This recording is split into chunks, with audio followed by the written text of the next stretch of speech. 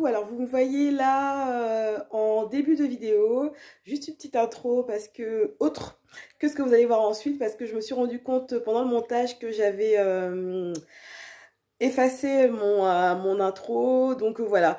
Donc dans l'intro, je demandais de vos nouvelles, je demandais comment ça allait dans cette période de confinement, je demandais si vous alliez bien et je vous proposais aussi cette petite vidéo, donc celle qui va suivre, pour se changer un peu les idées, penser un peu à autre chose. Et je voulais également remercier toutes les personnes qui me suivent parce que j'ai vu qu'on était à plus de 500 abonnés sur ma chaîne, donc j'en suis ravie. Donc je vous laisse tout de suite avec la vidéo qui va commencer un peu de manière un peu abrupte, mais c'est voilà, j'ai loupé mon intro et puis là je vous enregistre là ce soir en fait au moment de faire le montage. Bon visionnage et puis j'espère que cette vidéo vous plaira. Au revoir. La première réalisation que je vais vous proposer, c'est la jupe Jaya de chez PM Pattern. Donc c'est un patron, moi j'ai eu en patron pochette. En patron pochette, c'est un cadeau que j'ai eu à Noël. Bon, évidemment, c'est à l'envers pour vous. C'est un patron pochette qui va de la taille 44 à 52 avec plusieurs versions proposées. Version mini jusque maxi jusqu'aux chevilles avec un empiècement devant avec des petites fronces, soit un empiècement arrondi, soit en pointe. Au niveau des difficultés est de 2 sur 3. Bon, oui, je dirais effectivement... accessible aux débutantes, je dirais pas forcément parce qu'il faut gérer des pointes, des empiècements, des fronces, des poses de fermeture éclair. Donc voilà, moi je vous montre ma version que j'ai fait dans un velours Milleray. Voilà, là on est à la bonne couleur. Un velours Milleray à petites fleurs, donc il est plutôt kaki avec des petites fleurs bleu ciel, orangé, vert d'eau. Voilà, donc ça, c'est un tissu que j'aime beaucoup, c'est très agréable à porter. Moi j'ai rajouté en fait un empiècement, un passepoil ici en simili cuir marron pour twister un peu le modèle, parce que je pense que ça fait un peu petite fille quand même, mais bon avec le simili cuir ça casse un peu. La difficulté que moi j'ai toujours la même difficulté, vous verrez sur d'autres créations également, c'est au niveau de la pose de la fermeture éclair invisible. C'est un peu la galère quand même à chaque fois. Et là, j'ai vraiment, en fait, au niveau là du passepoil, en fait, avec les épaisseurs, j'ai vraiment eu du mal, en fait, à ce qu'elle soit vraiment invisible. Les petites fronces à l'avant, ici. On a des petites fronces à l'avant qui sont assez faciles à faire. C'est vraiment très très bien expliqué. On a beaucoup de dessins, un pas à pas. On a beaucoup de dessins sur le patron. Très bien expliqué. Je pense que la version avec un empiècement en pointe devant doit être un peu plus compliquée. Enfin, compliqué pas forcément, mais demande peut-être un peu plus de minutie. Je dirais. Donc on a des poches qui sont prises dans les coutures latérales que j'ai faites dans le même tissu, qui sont que j'ai fait dans le même tissu. Voilà, moi j'ai fait une taille 46, mais je pense que j'aurais pu faire une taille 44. Mais enfin, je la mets quand même, donc j'arrive à bien mettre une chemise à l'intérieur sans problème. Voilà, donc je vous montre la jupe. L'ourlet, au niveau de l'ourlet, ce que j'ai fait pour... j'ai juste, comment on dit, surjeté l'ourlet et puis je l'ai replié en fait sur 1 cm comme préconisé. Donc ça, c'est ma première réalisation.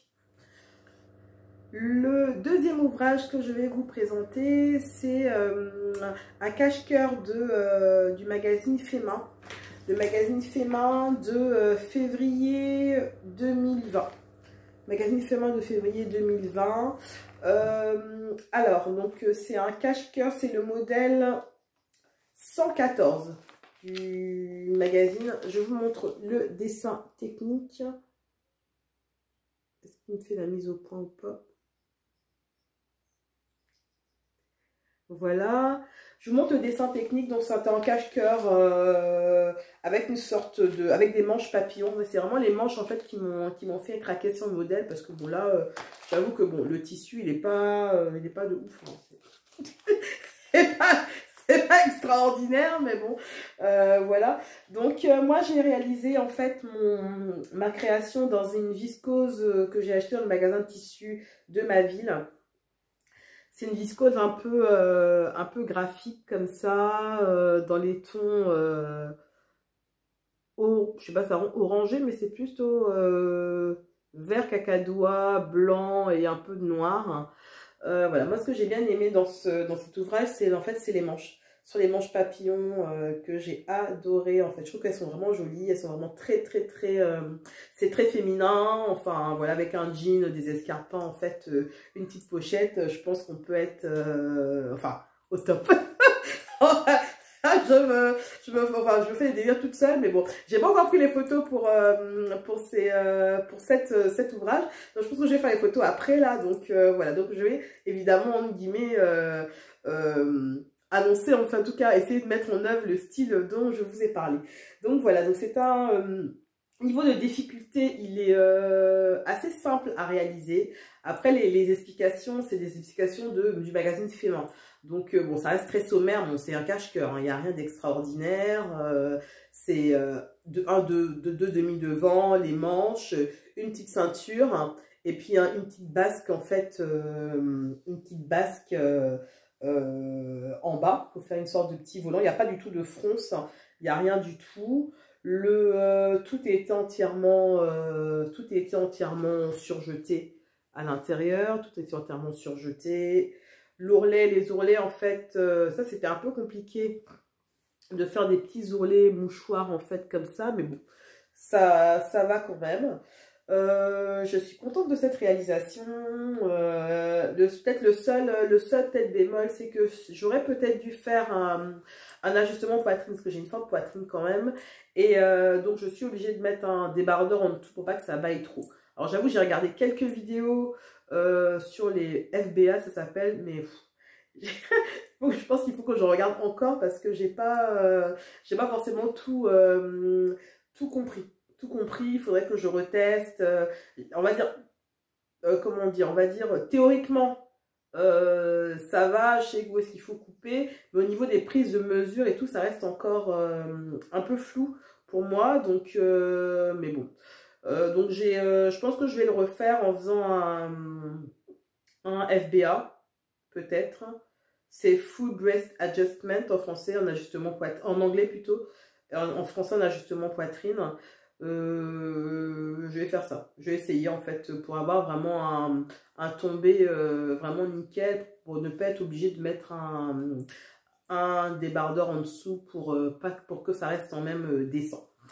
Donc ça c'est la deuxième réalisation que j'ai réalisée dans le patron, avec le magazine dont je vous ai parlé.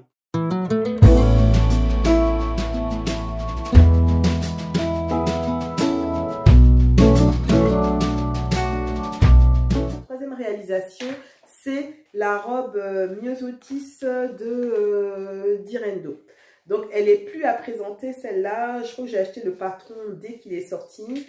Voilà. Moi j'ai réalisé en fait la version, j'ai réalisé cette version la plus simple. Donc elle est proposée avec des volants aux manches, un double volant pour le bas. Alors les difficultés qu'il y a sur ce patron, pas de difficulté particulière, il y a des pinces, donc pince poitrine, elle est un peu cintrée à la taille, donc pince poitrine, pince devant au niveau de la taille et pince dos, donc on a six pinces à faire. On a un pied de colle à poser, et puis après le reste, non, ça reste quand même relativement accessible. Je vous montre ma création. Alors ma création, normalement, elle est orange, mais la bonne couleur, c'est plutôt framboise. C'est plutôt framboise en fait, la bonne couleur. Donc vous remarquez, il me manque encore les boutons, j'ai pas encore mis les boutons. Donc c'est moi je l'ai fait en taille 46, donc c'est la plus grande taille du patron. J'ai réalisé en fait le col ici. Non, ça va, il n'est pas trop mal encore. Le col avec une petite surpiqûre. Je n'ai fait aucune modification. Si ce n'est... non, j'ai fait aucune modification. Si ce n'est au niveau des... Bon, au niveau des explications, j'ai pas tout suivi. Hein, parce qu'à un moment, il préconisait de fixer l'avant, enfin les demi devant au dos, avant en fait de fixer, parce que les parmentures... avant de fixer les parmentures devant, moi je trouvais que c'était beaucoup plus simple en fait de travailler en fait tous ces devants seuls finalement, avant en fait de les fixer au dos. Ça fait moins de matière à gérer, c'est beaucoup plus aisé en fait pour travailler. Pas de difficulté particulière, sauf ce serait au niveau de, peut-être au niveau du col, hein, où c'est un peu compliqué en fait de bien faire sa surpiqûre au ras. Je sais pas si on voit. C'est un peu compliqué de faire la surpiqûre au ras, donc bon, il faut prendre son temps et puis être un peu minutieux. Les manches, c'est des manches simples, il n'y a pas vraiment pas d'embut sur les manches. Je pense qu'elle va être vraiment jolie, enfin agréable à porter. Elle n'est pas tout à fait terminée, j'ai encore des boutons à mettre. Je compte mettre des boutons, je pense des boutons en bois. Des boutons en bois, et puis il me reste l'ourlet du bas à faire, quoi. Donc là elle est surjetée, mais il me reste à faire l'ourlet du bas. Et j'ai failli oublier, il y a des poches qui sont prises en fait dans la couture. Voilà, donc une petite robe avec des poches qui sera vraiment très jolie, je pense cet été. Quand il fera beau, il me reste encore 2 réalisations à vous montrer. Alors là, c'est mes réalisations un peu chouchou quand même, que je ne vous ai pas encore montré. Donc vous allez dire que je parle d'elle à tous mes podcasts, mais il y a déjà un mois et demi, alors moi je suis un peu en retard, hein, 1 mois et demi, Emma du podcast Friendly Couture, en fait, on avait discuté un petit peu, et puis je lui avais dit que je voulais faire un blazer. Alors, vous connaissez Emma, elle a sorti un tissu de fou de son stock. Elle a cousu un blazer, je crois que c'était le blazer Kai de Fiber Mood, je sais pas comment ça se dit, Fiber Mood. Et donc en fait on avait un peu en miroir là de coudre chacune notre blazer. Moi j'ai du mal à choisir mon blazer, et j'ai choisi pour moi la veste Michel de République du Chiffon. Donc, normalement, vous avez déjà dû voir la photo de ma création si vous me suivez sur Instagram, la veste Michel de la République du Chiffon. Donc, je n'ai fait, sur le patron, je n'ai fait aucune modification. C'est le patron PDF que j'ai acheté, que j'ai assemblé. Aucune modification, si ce n'est que je n'ai pas fait la petite poche, en fait, plaquée en haut. Donc, c'est un blazer doublé. Alors, moi, le mien, je l'ai fait en wax. Alors, donc vous n'êtes pas sans savoir que comme je suis partie en vacances chez mes parents, je me suis un peu fait plaisir quand même. La seule limitation était les kilos de la douane. Non, mais voilà. Donc j'ai acheté quand même quelques tissus là-bas. Et voilà, donc j'ai fait mon blazer Michel de République du Chiffon. On n'a pas les bonnes couleurs, c'est pénible parce qu'on est quand même à la lumière du jour. Donc c'est est doublé, donc c'est entièrement doublé avec un polyester de chez je pense que ça doit être pas Mondial Tissu, de Les Coupons de Saint-Pierre. Donc c'est le premier blazer que je fais de ma vie. C'est le premier blazer que je porte de ma vie. Donc forcément, je suis ravie parce qu'à chaque fois, c'est trop large. Enfin, c'est toujours pareil, j'ai toujours le même problème. Je n'ai pas une taille standard, je suis un peu ronde. Donc forcément, ça va jamais. Mais là, c'était... Alors, j'ai fait les modifications que je voulais. C'est-à-dire que la seule modification que j'ai faite, c'est-à-dire que j'ai juste... j'ai pas rajouté en fait les marges de couture sur le bas. Donc ça m'a fait gagner 1 ou 2 cm. C'est un blazer que j'adore. J'aime beaucoup le rendu. Voilà. Au niveau des difficultés, donc qui dit première veste dit galère son nom, quoi. Donc pourtant j'ai déjà cousu des manteaux et tout, hein, mais j'ai pas compris, j'ai bugué à un moment au niveau du col. Alors le col, je sais pas pourquoi. Je ne sais pas pourquoi, parce que j'ai passé du temps à pouvoir faire mon col. Ici, il y a une sorte d'incrustation. Je ne sais pas si on voit, elle est là. Une sorte d'incrustation quelque part ici. Alors, les incrustations, j'en ai déjà fait. J'ai fait le manteau le manteau Olga de Munasu. Il y avait des incrustations. J'ai pas eu de problème. Mais là... incompréhensible. J'ai passé au moins deux soirées à savoir comment monter mon col. Enfin bref, une catastrophe, quoi. Mais bon, finalement, j'ai quand même réussi. Puis en définitive, je me suis dit, bah, c'est une incrustation. Donc, bah, pourquoi tu... Mais bon, il y a des jours comme ça, quand ça veut pas, ça veut pas. Donc, voilà. Donc, mon blazer est donc doublé avec un pli d'aisance, en fait, jusqu'en bas. Il me reste quand même sur le bas... Il me reste sur le bas quand même à glacer la petite parmenture du bas qui a tendance à tomber un petit peu. Je pense que je vais faire des coutures, en fait, des petits points à la main pour maintenir tout ça correctement à l'intérieur. Donc pareil, très agréable à porter, ça fait un petit look sympa. Je vais vous insérer des photos portées là. Donc c'est le premier blazer comme je dis, le premier blazer de ma vie, quoi. Donc je pense qu'il y en aura certainement d'autres, hein. D'autres coupes, voilà, parce que c'est un look que j'aime vraiment beaucoup, parce il fait quand même habillé sans être trop, selon ce qu'on met, en fait, on arrive à vraiment bien varier les styles, en fait, soit avec des baskets, soit avec des escarpins, une pochette, un grand sac, enfin, voilà, on a quand même multiples possibilités. Je suis très contente de mon blazer, de mon blazer. Donc, on a des poches plaquées, donc j'ai réussi à peu près à comment on dit, à suivre les raccords aussi. Voilà, c'est un patron où les marges de couture ne sont pas comprises. On savait que c'est super, bon là c'est pas parfait. Les marges de couture ne sont pas comprises, mais c'est vrai que ça aide beaucoup, en fait, pour les raccords tissus. Au début, j'avais prévu de coudre un tissu Prince de Galles et j'ai un peu, en fait, fui la difficulté parce qu'au niveau des raccords, c'est vraiment très compliqué pour moi, surtout pour un premier ouvrage. J'ai lu quelques articles, notamment celui de Be Made, qui est vraiment très fourni et très intéressant, en fait. Je pense que je vais m'y repencher pour d'autres ouvrages qui nécessitent, en fait, des raccords. Parce que là, c'était vraiment une difficulté particulière parce qu'il y avait quand même... j'aurais dû peut-être faire juste un raccord pantalon, quelque chose comme ça, pour commencer. Mais là, une veste, c'était vraiment compliqué pour faire des raccords avec les devants, les manches, les poches plaquées, etc. Donc, je ne suis pas peu fière. Je ne suis pas peu fière de ma réalisation. En tout cas, voilà. Donc, je suis contente. Je vais vous la mettre aussi en photo portée.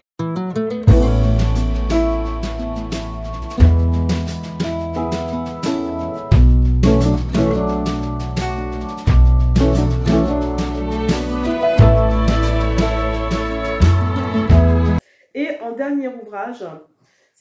c'est aussi un ouvrage que j'ai réalisé en wax. C'est celle-là aussi, elle est vraiment, je l'adore. Ça faisait longtemps que je voulais une jupe comme ça. Alors, c'est une jupe plissée, une jupe en wax plissée, avec des plis creux, avec une ceinture en fait doublée, et une fermeture éclair invisible qui n'est pas tout à fait encore invisible parce que j'y arrive vraiment pas. J'ai trop peur de piquer trop près des dents. Enfin, j'y arrive pas. Enfin, donc c'est un patron que j'ai trouvé sur YouTube. Je vous mettrai le lien de la vidéo. C'est une vidéo en anglais mais qui est très bien expliquée. Il n'y a pas de problème. Donc en fait, c'est une jupe où dans un premier temps, on plisse son tissu. On plisse son tissu. Après, on vient prendre son tour de taille. Et puis, bah, on coupe le tissu, en fait, à la largeur, en fait, à la longueur de son tour de taille, plus les marges de couture. On assemble tout. Voilà. Moi, c'est aussi un tissu que j'ai ramené de chez mes parents, que j'adore. Donc, pour plisser le tissu, c'est des grands plis creux, en fait, de à peu près 10 cm. Mais la vidéo, elle est en anglais, elle est en inch. Mais c'est pas forcément gênant, quoi. Les images parlent d'elles-mêmes. Voilà, donc j'adore cette jupe. La longueur, elle est juste parfaite. Elle est parfaite. Je suis vraiment contente. Pareil, c'est une jupe. Je voulais une jupe comme ça aussi depuis très longtemps. Et voilà, je pense que je vais m'en faire deux. Je voulais pas forcément une jupe froncée. Je voulais parce qu'une jupe froncée, ça nous paraît un peu, ça fait beaucoup d'ampleur, je trouve. Au niveau des wax, ça reste quand même des tissus qui sont quand même assez raides. Donc des fronces, ça fait tout de suite un peu meringue, je trouve.